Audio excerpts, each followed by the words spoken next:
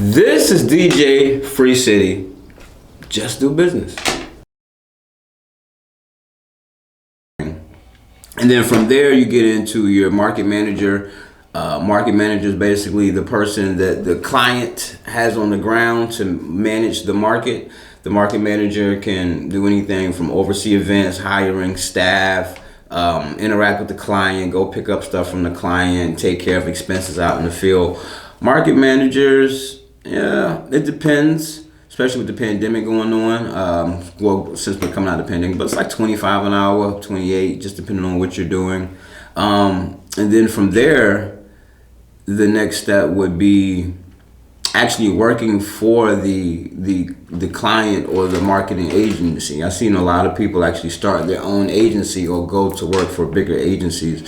So like I was saying in the beginning, it's just about your hustle. You know, some people, they don't like the constant, the hustle of let me go find something else, let me find something else. But then I know some people who, they got these gigs stacked up and checks are always flowing, money always coming in. So break down like when you get to the agency level, because I know you do your own contracts and things of this nature. You got to the level where you're doing like direct to the company and doing so. What I don't discriminate. I take all checks. All checks is good checks. So, so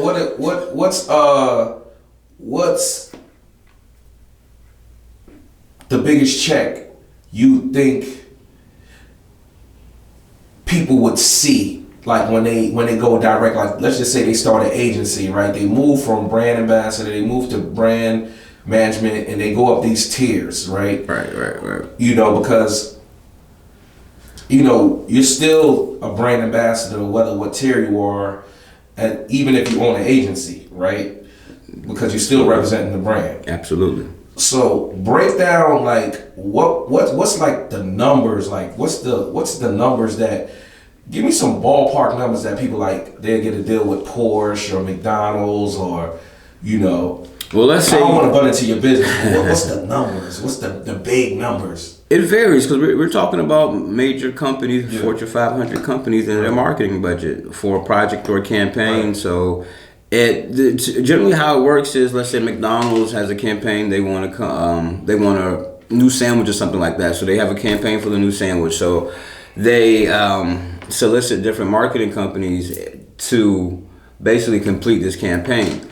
So McDonald's has a number in their head, and they essentially want the marketing companies to come below that number. Whoever has the best, whoever can do all the things they need done and fall within the budget, typically wins the contract. Now these contracts can be anywhere from, you're talking 20,000, 50,000, six-figure contracts, because we're talking about Fortune 500 companies, and marketing companies spend buku dollars on marketing. That's where the bulk of most companies' money goes back into their marketing budget.